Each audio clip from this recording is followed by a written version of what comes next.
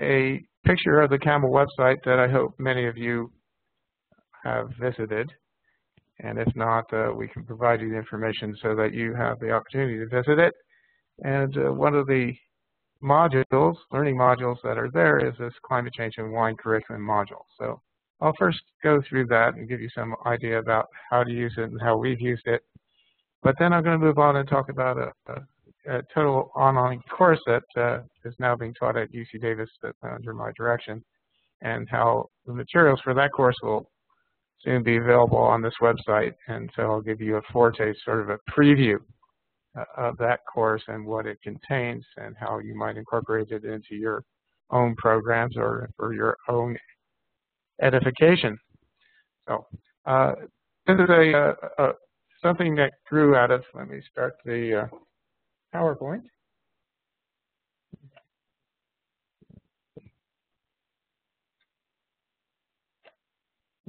There we go. So a more extensive name, which should be appearing on your screen momentarily, there it is using satellite and ground data to examine climate change and premium wine production in California. This grew out of a project that was funded initially by NASA to highlight how satellite data could be used to bring some information about climate change. And it's been continued through NSF, so I have them both shown here. My contact information is displayed prominently at the bottom. That picture is not of me. It's one of the painting from Caravaggio in 1595 of Bacchus, which is sort of the Lord of Wine, the god of wine. And as when one discusses these things, one always becomes a little bit more juvenile, and this is another painting of Bacchus by another artist a little bit later, indicating the health benefits of wine for human consumption as well as God's consumption by the gods. What brought this to mind was thinking about climate change consequences. And climate change consequences are a topic that often hasn't been handled extensively in many courses on climate change, and that was a focus of our grants, our funding, to focus on the consequences. And it does affect plant life, and I was trying to find some plant species that had the charisma of polar bears, and I thought wine grapes was about as close as I'm going to get. So, for example, I'm showing a bottle of wine that was sold about 5 years ago and 8 years ago for about $34,000. And the question is, how does that differ from the kind of wine that I actually buy at Trader Joe's for $2? It's still available there for $2, and it actually is drinkable. So what makes the difference in price? And often it's the origin and the quality of the grapes that go into the wine. So I have to know a little bit about the geography of California. On this map of California, we have the Napa Valley over here in the corner. Hopefully you can see my arrow. And it's, we'll show you a little bit. That's where some premium wine grapes are grown, and they fetch about $5,500 a ton. If we move down the Central Valley to the San Joaquin Valley, the same grapes, variety of grapes, will fetch only $270 a ton. There's over a 20-fold difference in price. Now, one can judge whether that 20-fold difference in price is worthwhile, but there are some standards that are put together, and what I'd like to do is explore today how climate change may affect the price of grapes. Here is a model of how climate is anticipated to change by the end of the century in California. The top row is the temperatures differentials that are expected in December, January, and February. That's the GJF. In the corner is December, January, February. The bottom row is June, July, and August.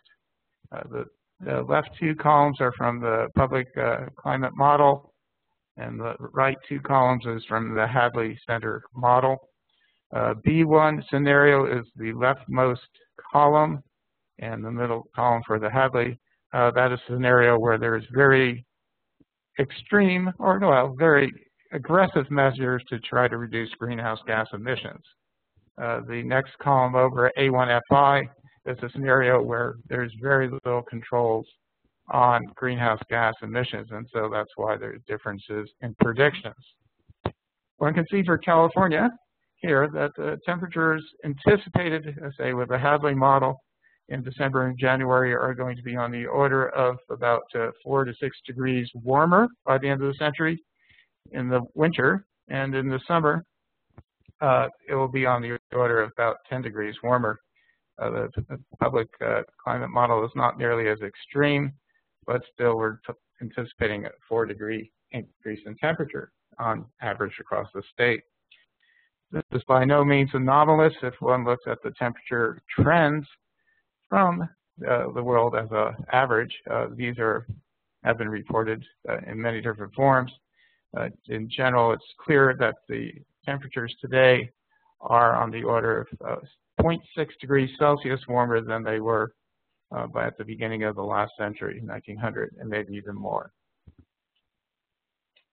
So how will this affect grape production and the quality of wine from those grapes? And this was a topic in a paper that appeared in the National Academy of Sciences Proceedings. And on the left-hand side, you see a map of the United States and the year 2005 versus the models of predicting climate and quality of grapes at the end of this century. The colors indicate the number of years that are in which the percentage of years in which one will produce wine grapes that produce premium wine, very high quality wine. And one can see that today that the valleys around San Francisco and some of the southern coasts are capable of producing quality wine grapes almost 100% of the time. You see there's other areas like in Delaware and so forth that in fact those could be premium wine growing areas as well. But by the end of the century, with the increased temperatures that are anticipated, if we look at the right-hand panel, it looks like those areas will no longer be suitable for premium wine growing, and it will move up to the coast, and so people will growing premium wine in Oregon, Washington coast, and in New Hampshire and in Maine. So there is an anticipated shift in wine growing areas. So those have been published, and I said, well, let's not think about the future, which is very difficult, but let's see if there's been shifts in climate over the past couple of decades that are already observable and will be affecting wine quality. So I looked at 4 sites for which there were weather data. One is near the ocean. Here it's actually Fort Bragg, if you know California well. But the ocean site was one for which I had long-term weather records, and as well as satellite data. Napa Valley as well, Davis as well, moving into the foothills as well. This was actually Auburn, and looking at the weather data for that, both from satellites and from ground-based stations. To judge the suitability of the sites for wine production, I used the Winkler scale, which is a technique for classifying the climate of wine growing areas. It was developed by this gentleman pictured here and his colleague who was at UC Davis. How appropriate, you say. And it really does take the sum of degree days, if you're familiar with this measure. It's average daily temperatures and subtracts it from 10 degrees Celsius and from the over the growing season for grapes, and sums it up, and that gives you a measure that you can use to compare various regions. He said that looking from their experience, if that sum total of degree days over 10 degrees during the growing season was too low, that meant the actual site was too cold to produce grapes of any quality. If it was sort of moderate, and he called it region 1, it would produce, and 2, it could produce very good dry table wines with light to medium body and good balance. If it had a higher value, he called it region 3, and produces full body dry and sweet wines. If it got hotter and hotter, it was not that it was getting to the best for fortified wines, and then if it got hotter still, region 5, it was only good for rock gut. The areas that he looked at in his book in 1974 are depicted here, and you can look at this at your leisure. It's a little bit too small to show, but he looked at various areas of California and how they fit on this scale, and then designated them as region 1 through 5 based on the weather issues of the time. So if we look at satellite data, which is really just lumping everything in one quadrant together, it's not available at a high resolution yet as a public knowledge.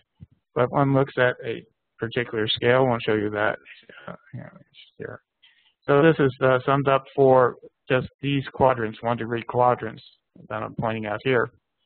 So if we look at that, and we look at it from when satellite data first became publicly available from 1985 to about 2005, one can see for the 4 sites that I depicted, the Ocean, Fort Bragg, Napa, Davis, Foothills, Auburn, that from that satellite data, the oceans look okay, and the foothills they're a little bit cold, but they can produce close to premium wine. That's because it's really averaging over a fairly large area with a 1-degree latitude and longitude quadrant that is available.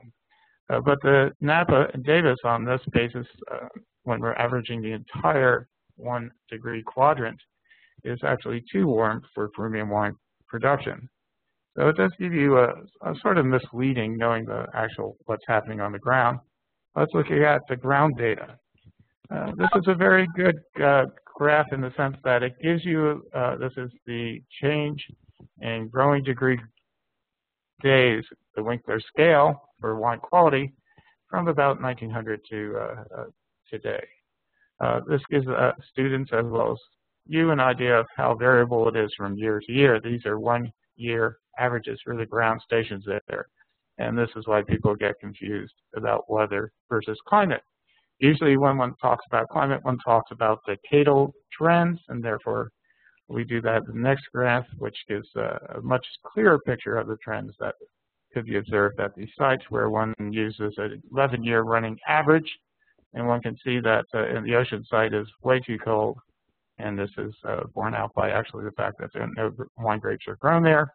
The Napa site, where you can see there's been a steady increase in the warming there, and in fact it's transverse from being a prime area to being almost too hot. We can see the foothills are actually getting warm enough that they're actually becoming an area for prime grape production. In fact, many of the new wineries are opening in that foothills area because of their desirability in that regard. We can see that Davis, my hometown, has always been unsuitable, and it will remain so, and it's actually going off the scale in current times. So to remind you where we're looking at, if we were to designate the whole region, you see the oceans were essentially a region 0. Napa is 3, Davis is 5, foothills are 3. So we can look at this.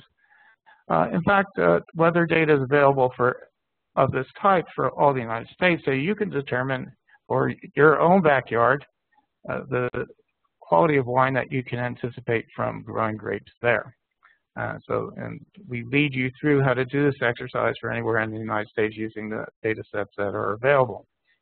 This is example worked out for California because it is my backyard.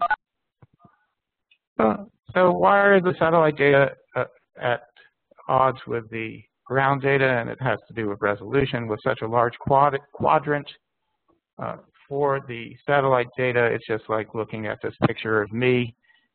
When you try to average it over the entire field of the photo, you can see that it's really hard to resolve actually the person involved. And the same thing's true with weather data. You can't, if you average over such a large quadrant, it really does not give you enough information to extract what the desirability of that site might be for that purpose.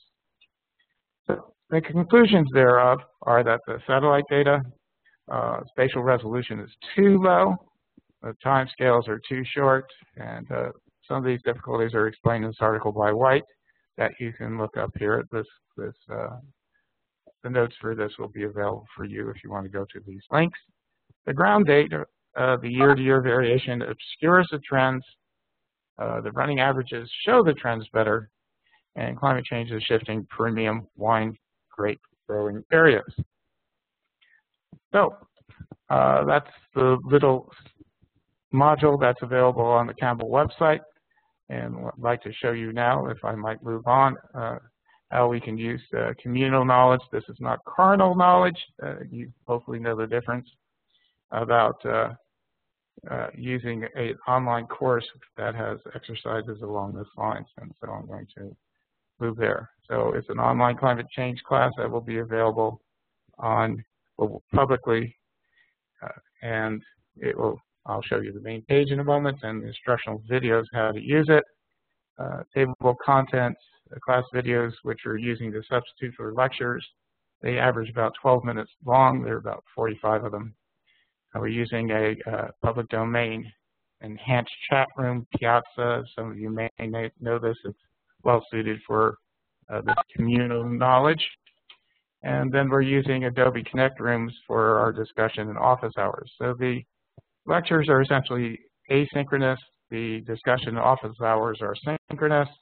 And the materials, as soon as we get the permissions for all the photos, videos, and music, will be publicly available on our favorite website. So let me give you an introduction to that. Yep, here we go.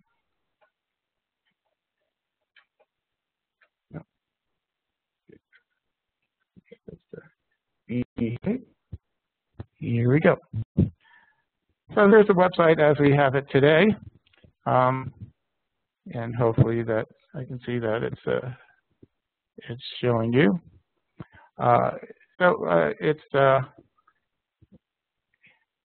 We first, as most online courses should do, we first introduce you to their instructors, and so here's a little blurb about me, hopefully, and tells them, and we also have little blurbs about the TAs and their interest. And fortunately, these people have been working with me on and off for a couple of years, so we've had very good staying power with that. We have instructional videos that how to use the website, how to use the materials there. Those are available. They're just in a unlisted site on YouTube, so they'll be available to you as well. There's a fact sheet, all the things you want. And I'll give you an idea of how we've got it scheduled. This is for a quarter course. It's not a semester course. It's a quarter course. So there's 10 weeks, which makes it a little bit rapid for those of you who are more semester oriented. Syllabus goes into the details.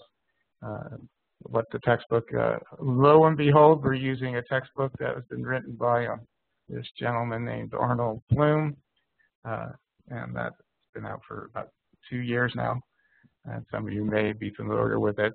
It does cover the causes, consequences, and adaptation mitigation of climate change. And we have a weekly schedule showing what what they should do, and the lecture videos they should watch, and the various topics. Essentially, the course goes from soup to nuts, meaning it starts out with the history of Earth's climate, causes of climate, predictions of climate, climate consequences in the biosphere, and more of that. Transportation mitigation, electric power mitigation, the economics of climate change, legalities of climate change, and culture and climate change. We have actually 100 people enrolled now, and we're doing the best we can to work through the technology. What we found that works very well is to have alternate weeks of assignments. So we have 10 weeks, so we have 5 exercises and 5 essays. These assignments, they alternate from week to week. The exercises help the students get the skills they need to complete the essays. So for the first week, we have them examine temperature trends in Davis, California, and then they use those skills to look at temperature trends in their hometown, wherever that may be, and compare that with other students from different locations, to get an idea of what are the difference between climate and weather, how does one do temperature trends, and get an idea of those skills. One thing we've discovered, which will also affect if you try to use the module on rate growing, is that most of the students in this class are freshmen. It's a general education class, and though they all have spreadsheets on their laptops, only about half of them have ever used the spreadsheets, and so simple tasks like cutting and pasting are things they've not actually done themselves. They've watched other people do it, but they really are not fully able to do that, and maybe it's even over half the students. So we have to lead them through those simple skills of cutting and pasting into a spreadsheet. But as I explain to them, that sort of skill will differentiate them from a minimum wage job, and therefore they're motivated to learn that skill. So once they've attained that skill and that exercise, the second week they have to turn in an essay about climate trends in their hometown. The next week we have them, we lead them through a scientific article about general circulation models or global climate models, whatever you want to use the acronym GCM for. And this is really to give them the idea that throughout their college career as well as their professional life, they'll be asked to read things that are way above their pay level, that are way too complicated for them to actually understand all the words or all the concepts. Yet they need to extract enough from that so that they can put it to use. And so we lead them through that exercise. And then in the next week, they have to write an essay on a particular climate model that they're assigned. And they need to research it and extract enough information from very detailed articles that they can put it to use. Third week, we have them, the third module involves a learning exercise where they look at how polar bears are affected by climate change. We then, in the following week, have them pick another species and then look at how climate change is affecting the species of their choosing. We don't give them the chance of doing polar bears again. In fact, the first year I taught this, I allowed them all to pick a species on which to report, and they all picked, except for one, polar bears. And so we found that this way of addressing this exercise is much more effective, is leading them through the exercise with polar bears and then letting them do it for another species. The fourth group of assignments deals with carbon footprints. We lead them through a carbon footprint for one sort of situation, and then they have to do it in general.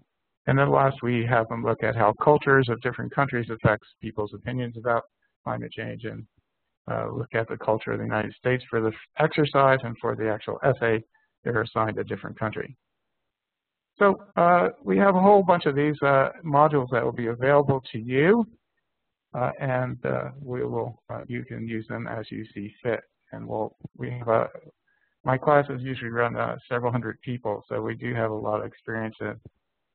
I know it may not be typical for your institution, but it may be still field tested, and therefore on a diversity of students.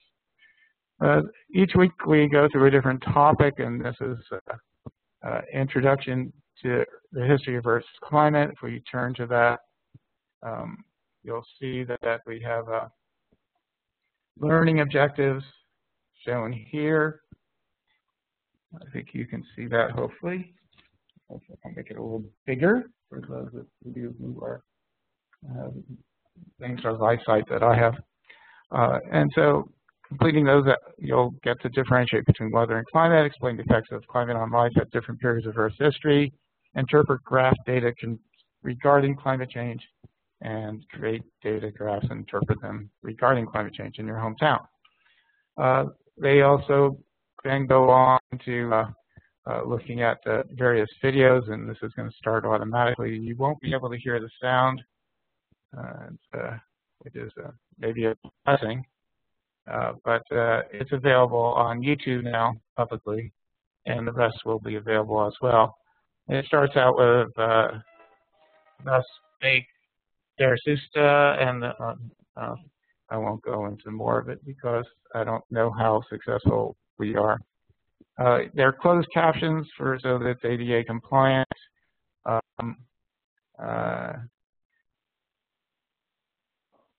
don't think, there it is. So now, since you can't hear the sound, you can at least read what I'm saying. Okay. So there's about 45 of those that you can go through. They're all average about 12 minutes, which is about the extent of the attention span of most of the students in my class, which I think is pretty much a norm for most people looking at something on the web. And for each of the videos, we have a series of quizzes. So there's a pool of about 40 questions, and each student gets presented with 5 questions. I'm not sure that will be available on the web, but eventually they will be available on the web for you. Details about the assignments that I went over briefly are here, and so there's graphs about the various. So the first one I said was to look at the climate trend in Davis. If you were at a different institution, you could work that out for the site of your institution, and then the various essays that build upon those exercises are there as well. So the other tools that we're using is we're having synchronous discussion sections in office hours. We're using Adobe Connect because that's the license we have. Here we're using clearly WebEx, which is a very similar tool, but whatever you have access to, there's several programs that do very similar things, and I'm sure you can use that to advantage. It takes a lot of work. It's not quite as simple as just getting people into a room. We find a lot of difficulties with the students and feedback because we can't convince them that they have to use headphones. And there's always someone who does not use headphones, and therefore there's an echo or feedback that's unacceptable. So like we've done to you, we've cut them off until we open for questions. We also use this advanced tool called Piazza, which is publicly available. I don't know if any of you have experience with it. I'm becoming more familiar with it through necessity. It has lessons on how to use it. Essentially, it's an advanced chat box. It does sort things. You can tag it. So, for example, there's a student asking about the video 2. We can sort on video 2. We can then, if we come up with an answer, we can actually say the students can work on an answer together. And then we go through and say which answer we think is more acceptable after about a day. So here's a question. Other than automobiles, what are other man-made contributors to the greenhouse effect? I don't know if you can see all that. And therefore, there's a student answers and so forth. And then we finally say, we come in and put our 2 cents in. So that's another tool that we're using. And we're using this as sort of as a substitute for lecture questions. That is, we encourage the students that if they're watching a video to rewind it and find the timestamp and say, I didn't understand what you said at 6 minutes in video 2. Why did you show that picture? What does it have to do with anything? And then the students can come and try to contribute there, and at the end of the day, we come in and say, well, we show that because it's a good example. It's a picture of a uranium mine, and it fits very nicely with the topic of nuclear power for electricity generation. So things like that. And many of the students do not feel as inhibited to post things on a board like this, where, as we know in large lectures, my lectures are about 200 students. It takes some gumption to stand up and raise your hand, just like it will take some gumption for you to ask questions at the end of this webinar, which we were about to. One of the references we have here is, lo and behold, Encyclopedia of Earth. And so the students can go back and forth to the relevant materials on Encyclopedia of Earth and the Campbell Climate Change site at their discretion. So I've talked about 35 minutes, and I think I've covered both the particular module on wine as well as this website that has materials that will be available to you in hopefully in the next month or two, after we get the permissions for all the photos and music and videos that are shown in the 45 video segments that I was explaining. So I'm going to open it up for questions. Can we see how much echo we get, Ginny, by releasing this wonderful crowd?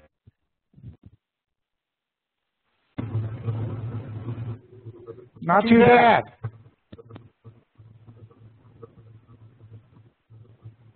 Oh, I see a question from Peter. Are the temperatures in satellite graph that I show in Fahrenheit or centigrade? And they're in the D and centigrade.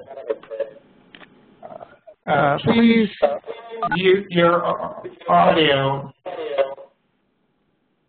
unless you are asking a question.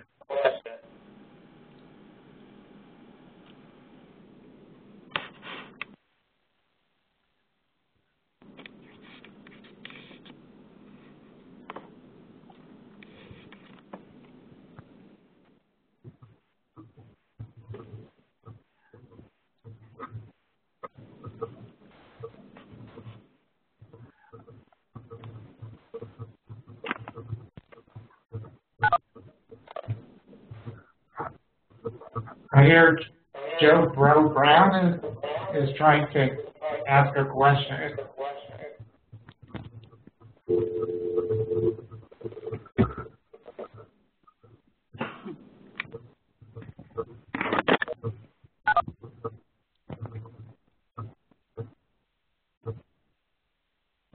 Hey, Arnold, can you hear me? I hear you just fine. Okay, this is Larry Teason. Hi, Larry. How you doing? It's been a while. It's been a while. Why didn't you use something like a MODIS or even Landsat to assess the climate and maybe even the performance of your grapevines in California? Good question. That would be more sophisticated. We're trying to keep these exercises to something that is on the order of 2-3 hours work. We do have Landsat images for major areas around the world, around the country, that have that information. They were made available to us by Susan Houston, who runs the program here for NASA. And so those are available to anyone who would like to expand such an exercise and could be put to good use. And you might be just the person, Larry. Well, I mean, AROS, which is where I've had a major research group, does exactly that. And it would be interesting because you could get both surface temperature, you could get evapotranspiration, and you could get some measure of greenness. And I have no idea how any of that is related to grape quality and wine quality. One would hope that they're related. Yeah. Hey, thanks for the presentation. Oh, you're most welcome.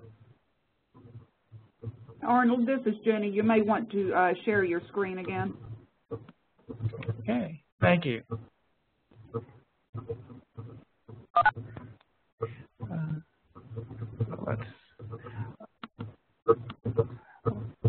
I'm not sure I can go to the some of the other modules that were done do take advantage of those data.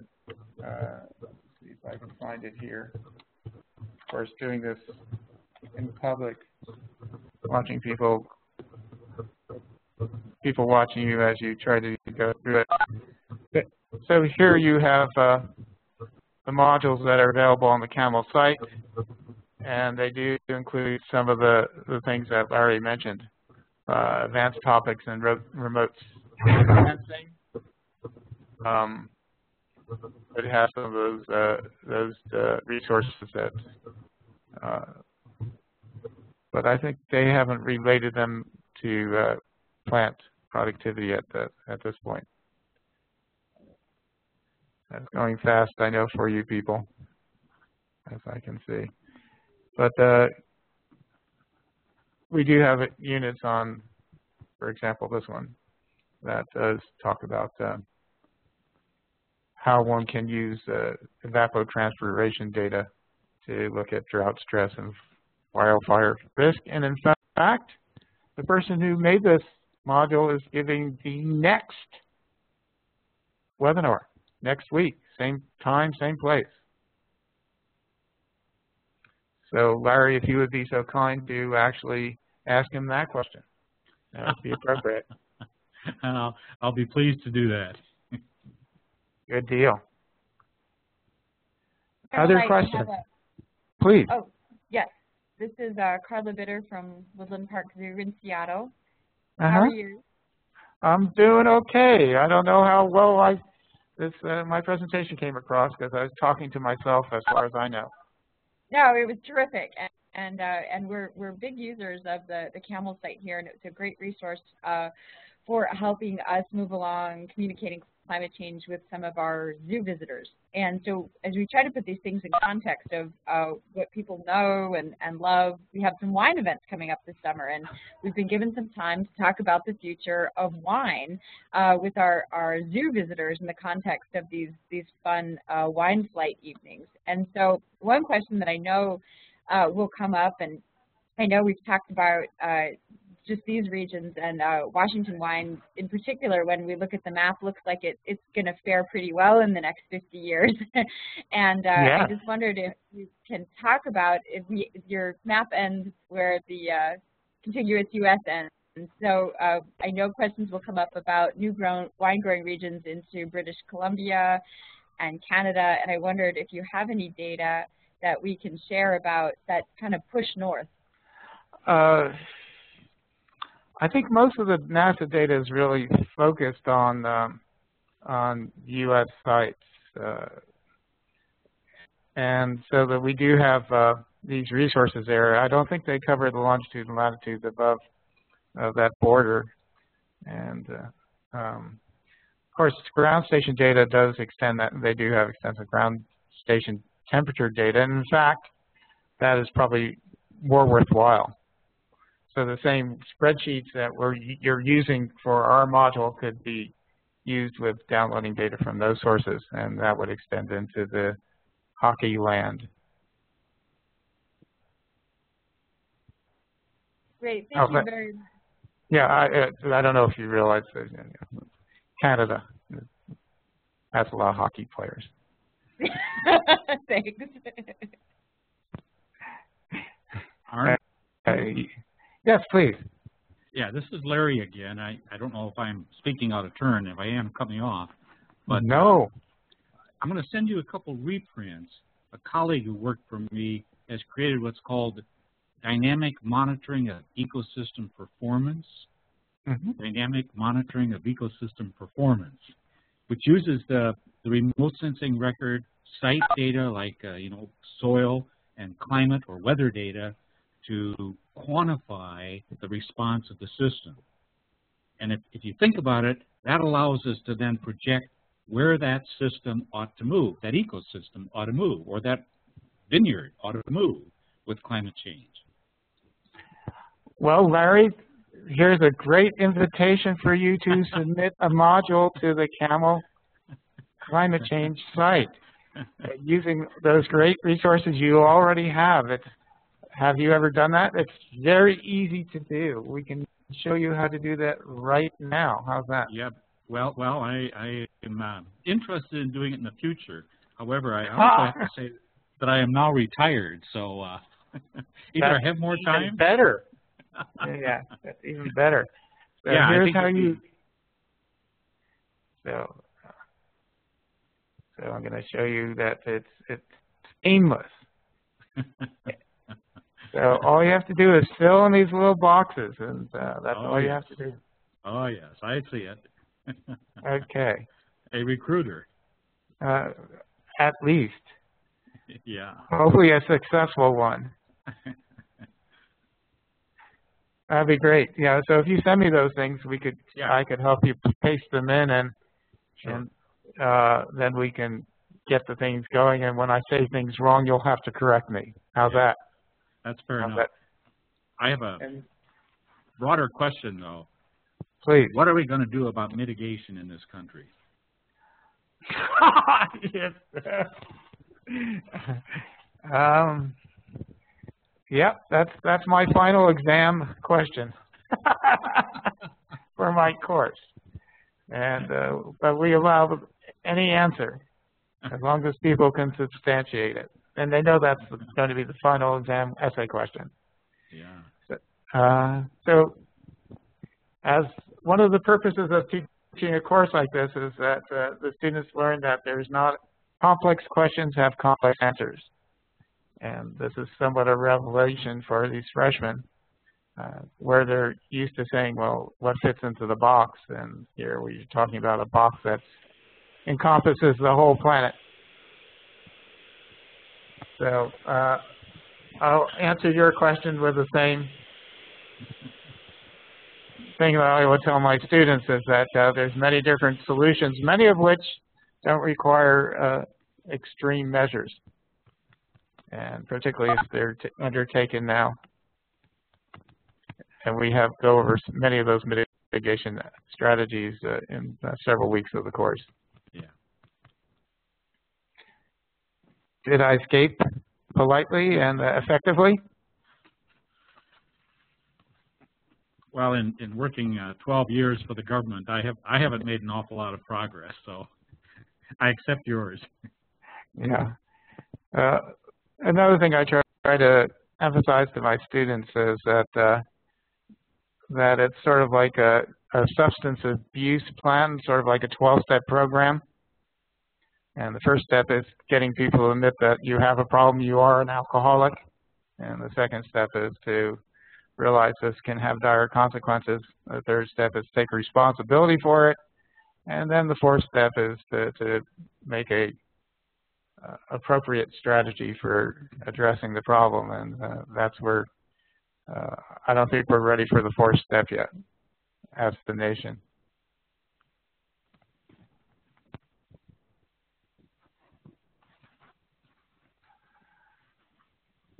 So I have left you with time on your hands. I'm sure none of you have anything else to do, but please ask questions.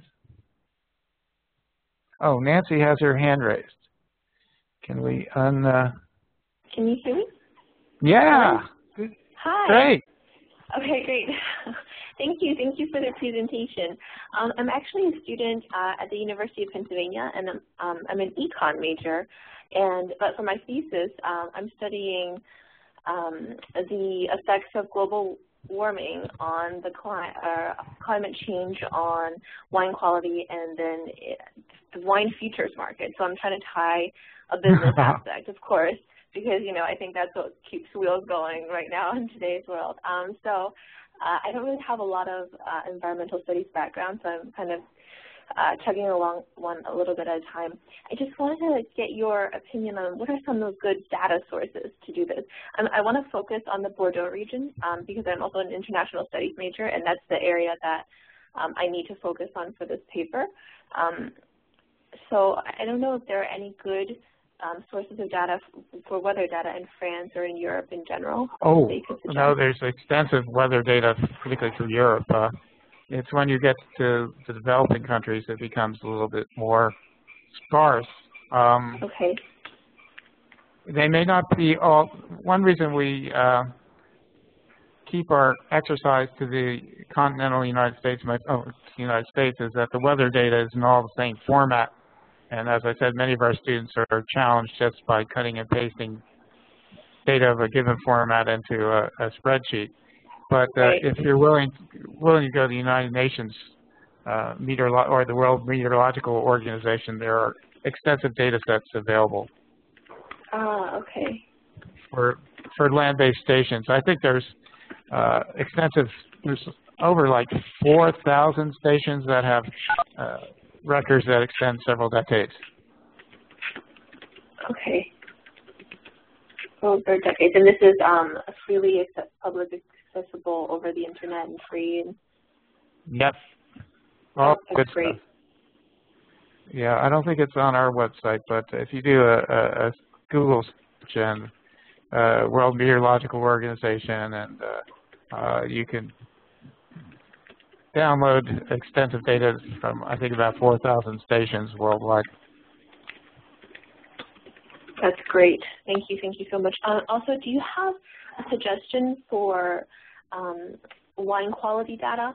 Because it is more of a subjective and qualitative metric, so to do statistic analysis is a little more tricky with that.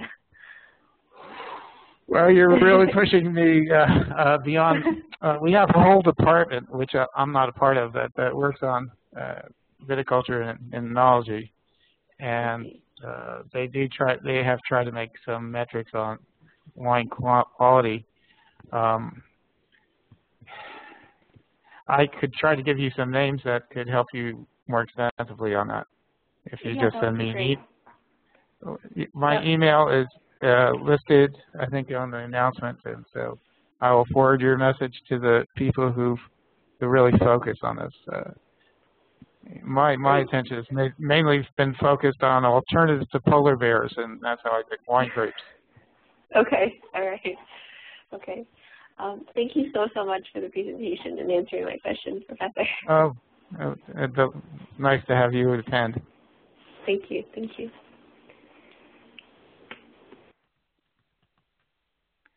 Any other hands? Oh, there's another hand by Forsman. Is that true? Is that residual hand, or is that a new hand? No, that's a new hand. Good. I can hear you just fine. Please speak up. Great, great. Okay, you betcha. Hey, good job there, Arnold. And you go by Arnold, is it? Yeah.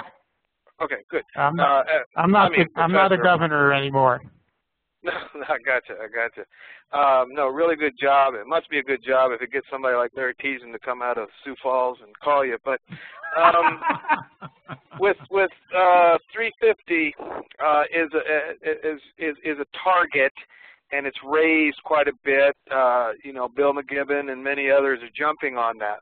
The concept that 350 part per million should be a target. But what I rarely hear, and I'm asking you because you're actively teaching, is that the radiative forcing gases add about another 100 parts per million. So we're right now at about 390. It's plus or minus parts per million for CO2, and with about 100 more parts per million of methane and the others. So we're at about 490 parts per million.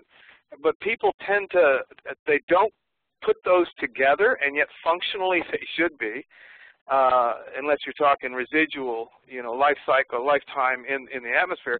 But I was curious how you handle that, and I mean, nobody talks about the others that were actually at 490, if you're talking about functional equivalence to CO2. So my quick questions in order are, how much do you teach about Keeling, Charles David's work, and the curve as a bench line or as brass tacks for knowledge, and how about the realities of the atmospheric gases?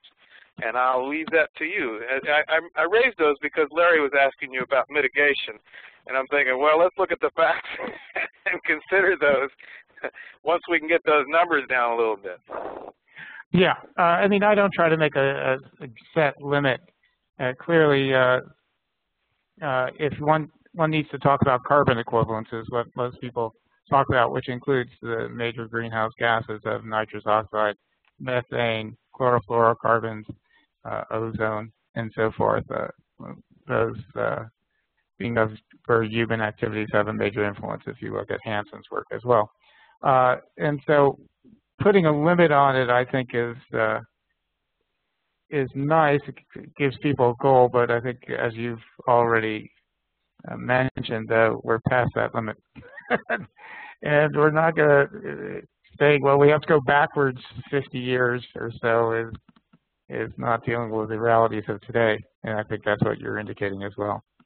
So our focus when we talk about it is that what can we do to reduce greenhouse gas emissions? And even if we were to go cold turkey, to continue with the analogy about substance abuse, if we go cold turkey and cut off our use of fossil fuels, which we can't do because the world would stop, literally, what can we do to minimize these things and at reasonable costs?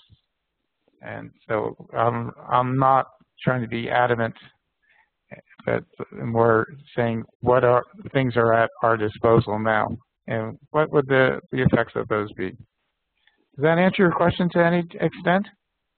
Yeah, I'm always, it certainly helps. It's a difficult topic to cover. You don't want kids taking Prozac just to get through the course. But, I'm the former chief environmental scientist for the United Nations Environment Program. And we don't have, these subjects come up. We don't have a nice palliative to hand to people. The realities are these numbers, and many of the German modelers keep saying, don't look at the bottom of these curves from IPCC. Look at the very top and look at 7.5 to 15 degrees, and that's where they are. They think that we're being rather puerile in our looking at it, thinking best case scenario, when all indications are that we're not pulling it together on the international scene. And what we're doing nationally is we're still divided. You still got 30 to 40% of the people, if not more, according to Pew, saying that it's not even happening. So we're at step one on your AA analogy, and so it's a big challenge. But again, I think you did an excellent job, and you're doing a soldier's mission, and I applaud you. Thank you very much. Well, very kind of you. To give you an idea, the students have named my class Doom and Gloom with Bloom. It's a good one. Yeah, I think you have to give people hope. It's if you're saying we're all going to hell and there's nothing you can do about it, it's not an appropriate philosophy. Correct. But if you get into Milankovitch cycles and you start going back in history, you say, look, we could have survived then. We've been around. We just were lucky. We had 10,000 years of incredible good weather, and times are changing, Yeah, but if you go back in history, you see there's abrupt shifts in climate cause the extinction of 90% of the species too. So. You'd be fun to share a beer with, sir. Here's a virtual beer to you. Actually, I just gave a webinar to a conference in Vienna, and I did drink a beer to the people in the audience. Yeah. So, pretty our job is to educate, and you're doing a great job. So. Well, I hope so. It's fun. The students are really. They come into the class with fairly confused as the public at large, and we say, what does your family think about it? And most, I just did this poll yesterday to 100 students, and they said the majority of their families don't even think about climate change. That's true, and yet the polls taken in the UK and the Northeast, which got me, I started a children's book series. The Last Little Polar Bear was the first book I've read. Second one's about Africa. It's a positive title, but the reason I got motivated was that climate change is the #1 fear for children growing up in the UK and in the United States. And when Larry and I were growing up, it was Khrushchev and nuclear bombs. And so you could grow up under that cloud. But right now, so it just seems inappropriate that they should be afraid of this, and we need to empower them through education to say, okay, this is how you engage in your life with the various issues and how they relate. I mean, we've got to be honest about it. Yeah, I've done some work with a sister program called CLEAN, Climate Learning Environment. Our project focuses mostly on undergraduates and older, where the CLEAN project has a greater focus on K through 12. And they have a number of teachers from the grade schools and from the middle schools that are being sued by parents for scaring their children. and yet NBC and Fox News gets a clear break. Yeah, as I said, you're talking about very cosmic, very wide-ranging social issues, and I think I try to keep more narrowly focused on the data because that's a refuge I can take, and I think it's been pretty effective. Right, and that's why I mentioned Keeling. I found that that's very, very solid, and when I've traveled through China, I found that 9 out of 10 people do not know and have never heard of Keeling in the university system. How about that? Yeah, they're changing that too. I mean, the Chinese are very aware of how the climate changes in their country are going to have a major influence on their way of life. So they're actually moving forward to an extent that I did not think was imaginable 5 years ago. Good. Any other? Are you ready to cut me off? I think we should. Okay. So I'm going to get the proverbial hook right now. So I really appreciate your attention. It's great to reunite with Larry and other people of that helped raise me. Thanks, Arnold. Thanks. Thank you. Thank you everyone all. for. Bye-bye. Cheers. Bye.